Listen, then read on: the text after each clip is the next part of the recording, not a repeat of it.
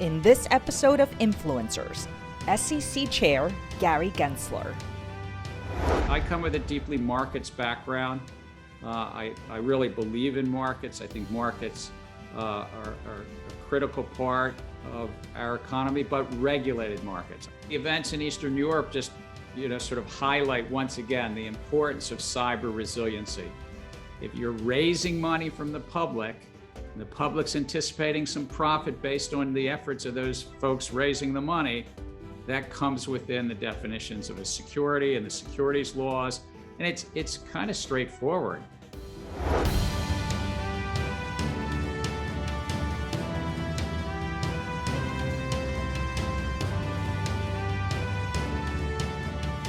Hello, everyone, and welcome to Influencers. I'm Andy Serwer, and welcome to our guest, Gary Gensler, Chair of the Securities and Exchange Commission.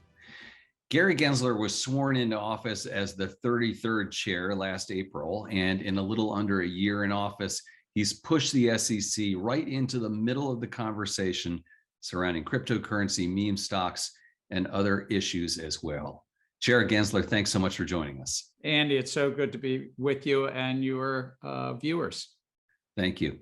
Whole lot to get to, but I want to start with the news in Ukraine, especially the reaction from the business community. The New York Stock Exchange recently moved to temporarily halt trading for Russia-based companies. Have you been monitoring that, and should it be a permanent ban?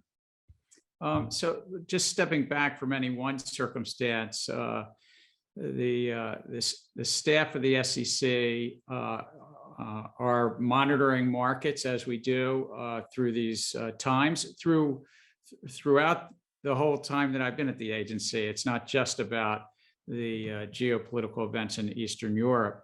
But yes, they're monitoring. We're staying close to those events. We're talking to our colleagues at the U.S. Department of Treasury and across the financial regulatory complex, the Federal Reserve, and other regulators, as well as globally to regulators in the banking and the securities fields across the globe, just to stay close and monitoring events with these really unusual events out of Eastern Europe and war in Ukraine. Do you feel you have enough transparency into U.S. corporate exposure to Russian assets and the Russian economy? Do you have worries about hidden U.S. connections as the Russian economy may be headed for a recession or worse? Well, Andy, I'm going to stick to our remit at the Securities and Exchange Commission, which is about overseeing, yes, $100+ trillion capital markets and ensuring that they're fair and orderly, efficient. And in these unusual times, we're monitoring for that. But I do feel that we've had good dialogue with major market participants in the fund area, in the broker-dealer area, the exchanges, the clearinghouses, and at least for these handful of days so far, the market functions have been operating relatively well. But what comes tomorrow, what comes in the future, we're monitoring against events as they come. I understand it's not straight ahead into your remit, but obviously, as you suggest yourself, there are implications potentially, and potential even systemic risks to the global macro system. One last question here, Chair Gensler, about that though. Are there actions the SEC is taking or considering taking in response to what's going on in Ukraine and Russia? Again, we're staying alert and monitoring. We're staying close with the rest of the Financial Stability Oversight Council agencies and our colleagues around the globe. If you look at funds under management, the total multiples of tens of trillions of dollars of assets under management here in the U.S., only a very small percentage,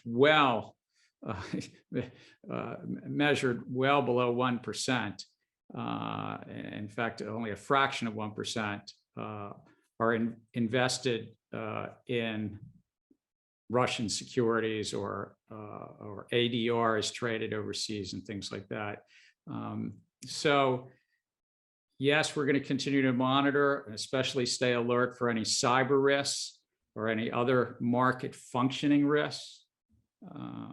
But I think that's what our role is, and then to ensure for our three-part mission: investor protection, capital formation, and then that in the middle, the fair, orderly, and efficient markets. Okay, sounds good. Let me ask you about crypto, which is part of your purview, I guess, increasingly, and something you've been considering a lot lately. I know last time you were on with Yahoo Finance, the prospects for a spot Bitcoin ETF came up, and you had a lot of questions about how investor protection would work there. Have your concerns been alleviated? Is approval coming, do you think? Look, we at the SEC are technology neutral, but we're anything but public policy neutral. And so this investment class, a little less than $2 trillion of assets of valuation in cryptocurrencies, if you wish, or crypto tokens, Bitcoin and all the other tokens, is a highly investable asset at this point in time. Many tens of millions of people around the globe have chosen to put some of their savings into this space. And so it's every bit as important to have investor protection for crypto exchanges, for the lending platforms where people are transacting, buying and selling crypto tokens, and have appropriate disclosure about the tokens themselves and protect the public from fraud and manipulation. And that's really what we're looking at. And yes, as you said, the SEC has a role to play. Other agencies do as well, but the SEC has a role to play because Congress painted with a broad brush. And if you're raising money from the public, and the public's anticipating some profit based on the efforts of those folks raising the money, that comes within the definitions of a security and the securities laws. And it's kind of straightforward. Congress saw that was an opportunity to mislead the public, to sell a sham transaction, that the public could make a decision, the basic bargain. The public gets to decide on their investments as long as those promoters raising money are giving full and fair disclosure. And there's basic laws about protecting against fraud, in essence, lies about what's going on.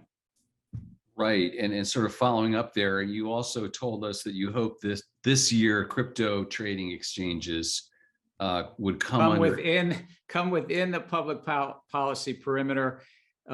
Look, we had just a couple of weeks ago working with one of the larger lending platforms where a platform was taking money in. It's public. It was BlockFi.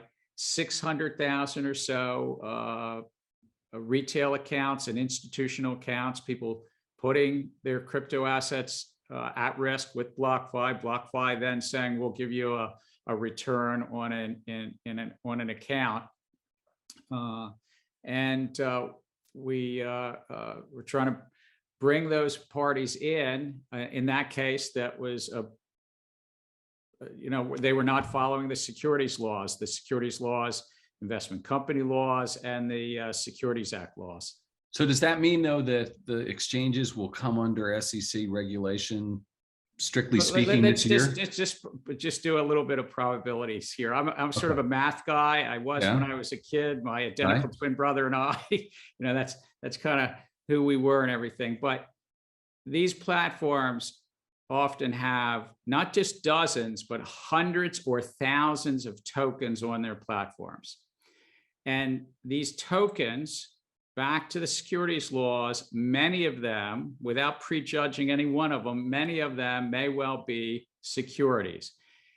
Probabilities are that these platforms, there's 10 or 15 large platforms, these crypto trading platforms, have 75 to 5,000 tokens on them. Probabilities are they have securities on them.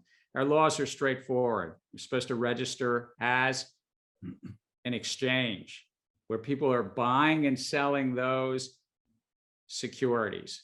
And yes, many tokens, many crypto tokens have been found in the past to be securities. And I'm not trying to prejudge any one token, but probability weighted, there are many of these tokens on these platforms. Oh, so what's the probability then of you waving a wand and saying, okay, you guys are now I don't think the law is clear. Yeah. The law is clear. It's not about waving a wand. Congress spoke about this in 1934. They amended these laws multiple times since over 9 decades. And a platform that has securities on it is an exchange. It's a question whether they're registered or they're operating outside of the law. And I'll leave it at that. Okay, fair enough. Let's talk about some proposed rules changes, because you have a lot on your plate this spring. I think you have, 50 proposed rule changes. So one priority for you is increasing transparency when it comes to the rules for private funds like private equity and hedge funds. What's the status of those rules and what transparency do you hope to achieve? So let me just put in context. We have this 3-part mission to try to help investors and protect investors on one side and facilitate capital formation on the other. That's companies raising money, but that's also you, the public, raising money for your mortgage or your automobile loan and the like. And then what's in the middle is the efficiency of that market in the middle, fair, orderly, and efficient. So just, yes, we have 4 or 5 dozen projects, I would call them. We make proposals to the public. We're about halfway there. I think we've done 26 so far. We'll continue through this over the course of this year. And then we hear from the public and we ask the public to weigh in, and we see whether these proposals we should finalize, we should change them, maybe we repropose them. That's a process point of view. Now, as it relates to private funds in the US play a very significant role in our capital markets. About $18 trillion of assets in these private funds. You might know them as private equity when they're investing in companies. You might know them as hedge funds when, generally speaking, they're investing in publicly traded securities. Again, the lines sometimes blur a little, but overall, this space is an important part of our capital markets. And so we have proposed and put out to public comment is a set of proposals around transparency. These are pretty straightforward. Quarterly reports to their investors around their fees, around their performance metrics, and yes, around something called side letters, where sometimes they're cutting different deals with different investors. This level of transparency will help the market and the competition in the market. I think it will also potentially, if we adopt it, help the investors bargain and get better deals as investors, and the companies on the other side as well. Cybersecurity disclosures, another area of proposed rule changes. What is the state of corporate America's cyber readiness, Chair Gensler, overall, and has it become more urgent over time? And the events in Eastern Europe just sort of highlight once again the importance of cyber resiliency. The Securities and Exchange Commission has a role to play, and cyber is my friend who runs the it's called CISA. It's a part of the Department of Homeland Security. Says cyber is a team sport, but our role here is with regard to the financial sector, and in addition, the issuers, the public companies that are raising money in the capital market. So we have a number of projects, and one of them we've already proposed is about the cyber resiliency. I would call it cyber hygiene of fund companies like mutual funds and private funds. We just noticed for a hearing for next Wednesday that we're going to be hopefully taking up in consideration a proposal around those companies, those public companies, and not only disclosing how they manage cyber risk, so it's a disclosure rule, but disclose how they manage cyber risk, but also about when they have incidents, when they report those incidents to the public. So we have 5 or 6 projects here. We've proposed actually 2 areas so far. We're taking up a 3rd one on Wednesday, and then we have some to come after that. I want to ask you what I think is sort of a philosophical question maybe, but I think it's practical as well. So are you concerned, Chair Gensler, about the decrease in the number of public companies in the US? And I know there's arguments about how extreme that decrease is. Nonetheless, there are fewer today than there were 20 years ago. And then the fact that private companies grow into deca unicorns and are great investments perhaps, but they're unavailable to ordinary investors. They're only available to the people on Sand Hill Road, and how that might be exacerbating inequality in this country. So I think that we have vibrant capital markets, this $100+ trillion capital markets that are kind of the envy of the world, frankly. I think anyone who's honored to be in the role I'm in, as you said, Andy, the 33rd chair, and there'll be others, for decades to come in this great agency. What central to our roles as chairs, past chairs and future chairs, is to ensure that we continue to be the envy of the world, that we have the leading capital markets, and we have a vibrant public capital markets and vibrant private markets. We are taking up a lot of projects here at the SEC about those private markets to bring greater transparency, greater efficiency. If we have more efficiency and yes, competition in the middle, that's better for those private companies, whether they're small startups or the unicorns, and it's better for the investors. So we're trying to drive efficiency in the middle. We're also trying to drive for greater transparency, particularly as it relates to financial stability risk emanating maybe out of hedge funds and the like. So we've got a lot of projects driving competition and transparency, but part of our markets is both public markets and private markets. Speaking of the envy of the world, what is the future of Chinese stocks listing in the United States? Does the SEC have a role or a position in this situation, one way or the other? So we do. So we're blessed in the U.S. again with such robust and strong capital markets that between 1,000 and 1,500 foreign companies actually list their shares here in the U.S. And it's not just China companies, but a lot of Europeans, Asian, South American, African, Australian companies. It's just from all around the globe. But there's some basic understandings that if you want to list in the US, you need to comply with our investor protection rules. And one of the key things that came out 20 years ago, one of the key things was that if you want to be issuing and raising money in the US, that you have to be not only audited, that the company has to be audited, but the auditors have to be open to inspection. Kind of simple idea. Audit the auditors. And Paul Sarbanes, a Maryland senator who I had the honor to work with, Chair Sarbanes, passed that law 20 years ago. Bipartisan, with Republicans on the Hill, with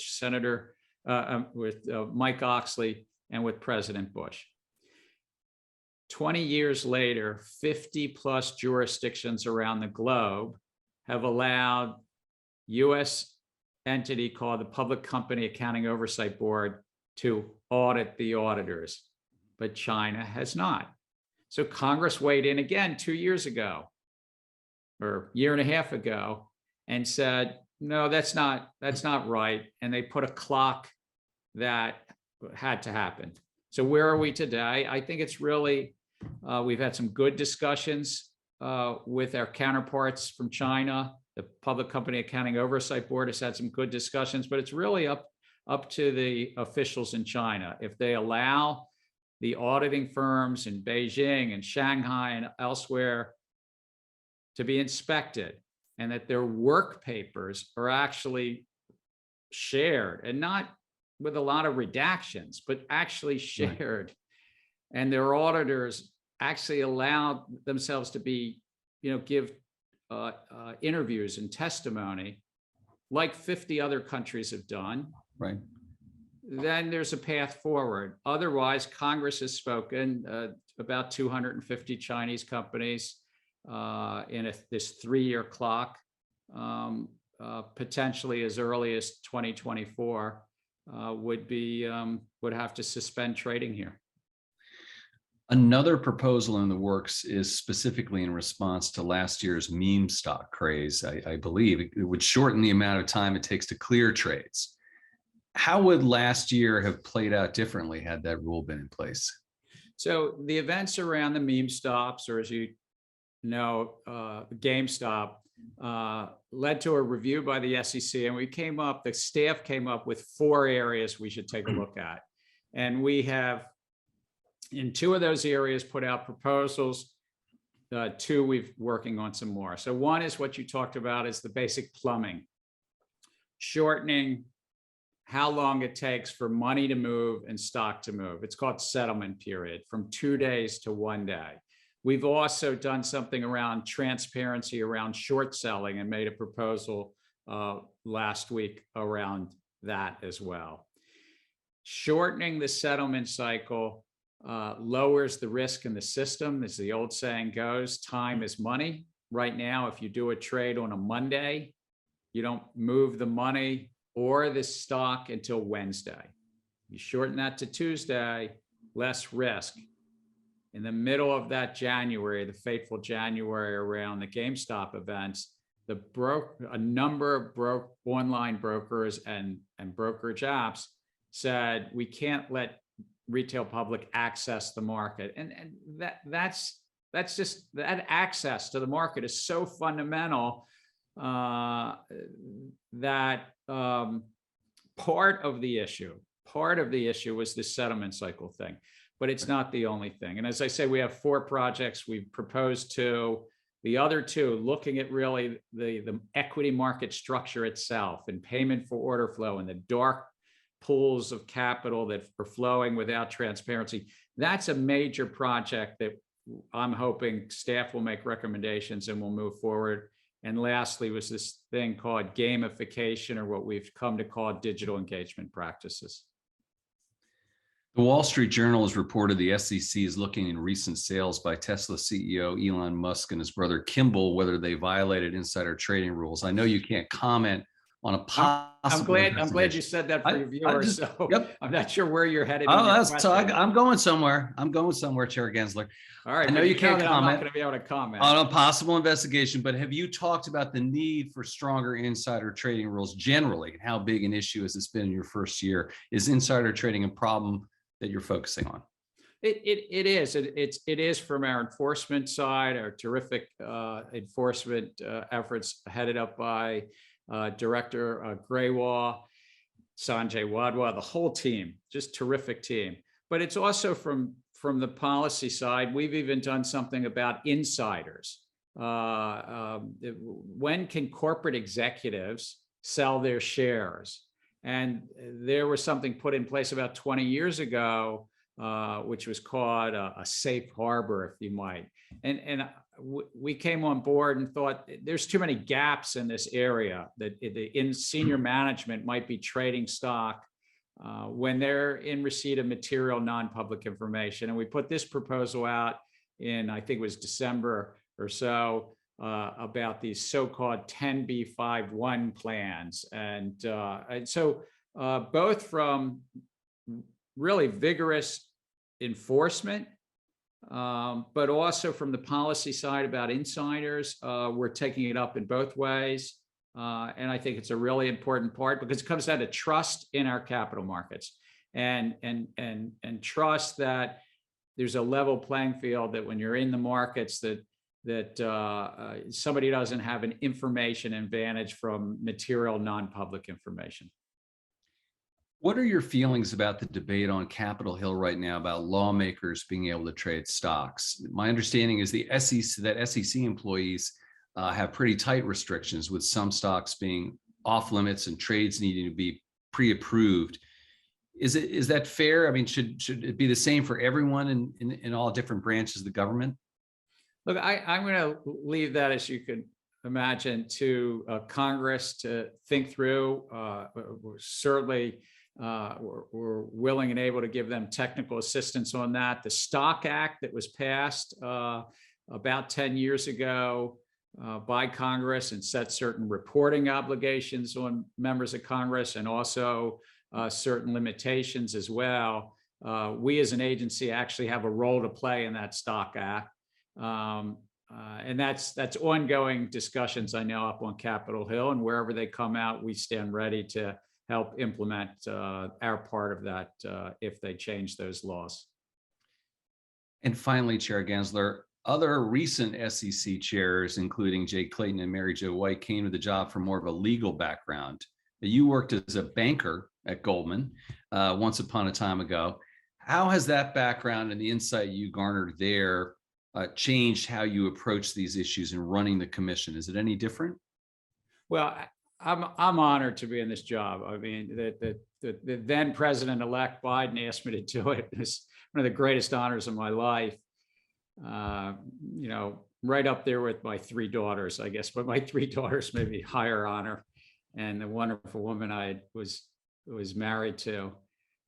I would say this: I'm the 5th chair of those 33 that is a non-lawyer. You know, from the first chair, Joe Kennedy, the President Kennedy's father, Arthur Levitt, William Donaldson, some really fantastic chairs. Look, we all come with different backgrounds, different perspectives, different experiences. I come with a deeply markets background.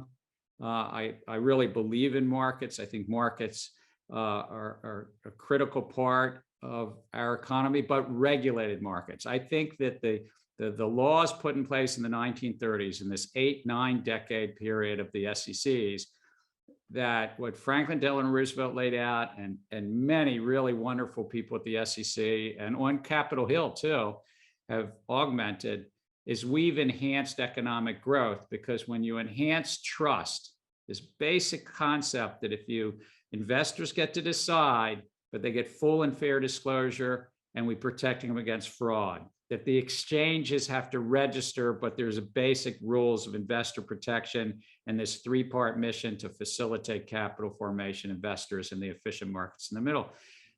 I think that's a really great bargain. Now, for me, I've also had the great honor to chair another agency. So along with Mary Shapiro, Mary and I are 2 people that have chaired both the Commodity Futures Trading Commission and the SEC. So it's great to talk to my former chairs. There's 8, I think, of 8 or 9 now that are still alive, and I call them on a regular basis. I check in.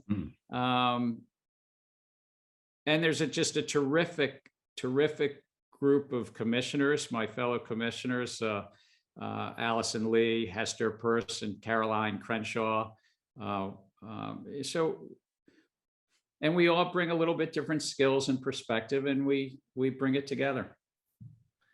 Well, it's great. It's great catching up with you, Chair Gensler. By the way, speaking of disclosure, I should have disclosed to you that my first job out of college was as a researcher in the public reference room of the SEC. Wow. Yeah, going back, I was a contractor, so I worked there. So I know the SEC a little bit, going back to, I hate to say it, the 1980s, and it was all paper, wasn't digital. They'd hand over 13Ds over the desk when those things would go public. Right. No, it's really a great agency, and I'd say this: it's been a challenging time throughout our nation and throughout the world during this COVID pandemic, and we're an agency that has still been able to deliver during this period of time, overseeing the markets, examining, enforcing the laws, dealing with literally thousands of matters a year that come through this agency. And then a commission that comes together, considers policy issues and these rule proposals. I couldn't be more proud of the agency and more honored to be, part of the team. we've got a lot of work to do. I think we're going to move forward. We're going to try to every day try to deliver to the American public. Gary Gensler, Chair of the Securities and Exchange Commission, thank you so much for joining us. Thank you. You've been watching Influencers. I'm Andy Serwer. We'll see you next time.